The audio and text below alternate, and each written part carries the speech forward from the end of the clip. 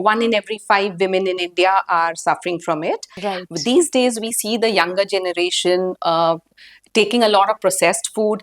Stress is another factor that is creating a lot of halchal, I would say, in the system. Dr. Bela, how is homeopathy helping PCOD? Indian diets, we really lack proteins. Dieting is definitely a big no. Stress is something that is normal in today's life. To Right. create a balance of these hormones, homeopathy works very beautifully. Homeopathy's principle is to create a balance between body, mind, and soul.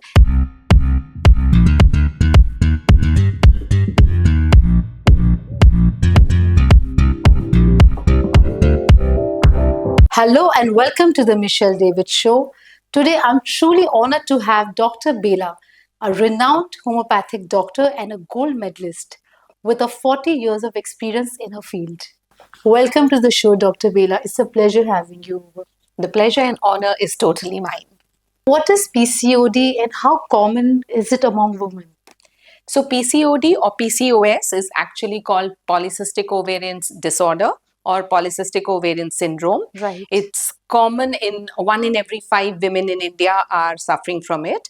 But I like to call it as a diet and lifestyle disorder. What are the early symptoms and signs women should look out for? Generally, a woman comes to us when they have oligomenorrhea or amenorrhea. That would be scanty periods, delayed periods, or no periods at all.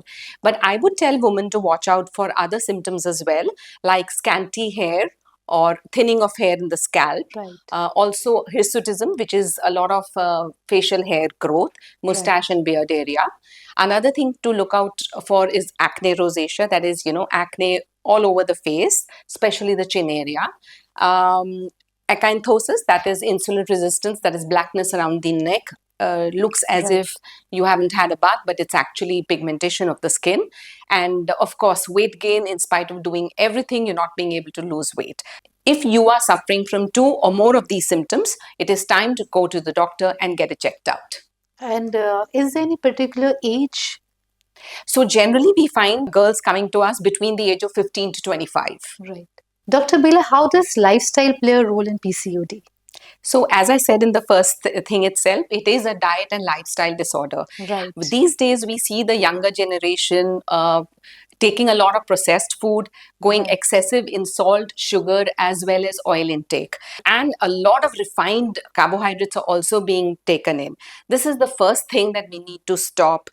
This is the first lifestyle change that is affecting us towards PCOD. The other things are sleep patterns are awful in the younger generation. We have to maintain the circadian rhythm. Stress is another factor that is creating a lot of halchal, I would say, in the system. Absolutely. Yes. Which again leads to PCOD.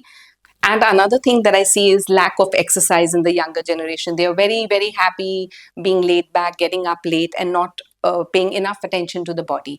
These are all factors that are leading towards PCOS. So it is a complete diet and lifestyle disorder. So what kind of a diet a person suffering from PCOD should follow? So the first thing that person suffering from PCOD and the younger generation should follow is avoid all the ultra processed food, forget the market food, and come back to your general home food. Eat a balanced diet and make sure you're having enough of proteins, which is sadly lacking in the Indian diet. Dr. Bela, how is homeopathy helping PCOD? So, as I said, it is basically a lifestyle and diet disorder. Right. So, the first thing, of course, is to amend that. However, having said that, we should realize that the luteinizing hormone, the insulin resistance, as well as the testosterone hormones, they are increasing in PCOD. So, to create a balance of these hormones, homeopathy works very beautifully. As homeopathy's principle is to create a balance between body, mind, and soul, thus creating a balance in the hormones, thus treating PCOS. What advice would you like to give the young girls who are suffering from PCOD?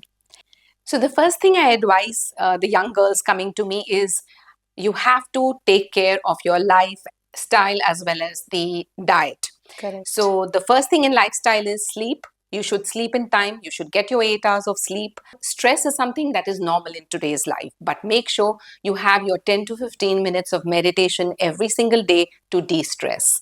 Another thing is that you have to take care of your diet. Make sure that you're having 3 meals a day and they should be a complete balanced diet. All three should be completely balanced. Again, I would pay emphasis on the protein intake. Indian diets, we really lack protein. So Right. you need the same amount of protein in grams as you weigh in kilos. Like if I'm 50 kilos, I should be taking 50 grams of protein. Make sure you do that. If you do not include exercise, which form you want, whether it be aerobics, maybe Zumba, maybe Bhangra, maybe even weight training at the gym, or even walking, or maybe yoga. These are the exercises. But if you do not Right. inculcate 1 hour of exercise in your daily routine, you're going to mess up your health sometime or the other. So dieting is a big no. Dieting is definitely a big no, but yes, outside diet's a big no. So now we're going to begin with our rapid fire round. Hope you're super excited. Yes, I am. Yes, go ahead, shoot. One word to describe PCOD in today's times. Lifestyle disorder. Diet or medicine? What's more important? Diet.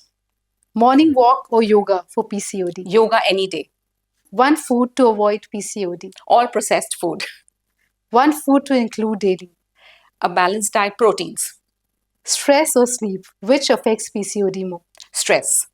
Thank you so much, Dr. Bela, for so much of wisdom regarding PCOD. It was a truly pleasure speaking to you.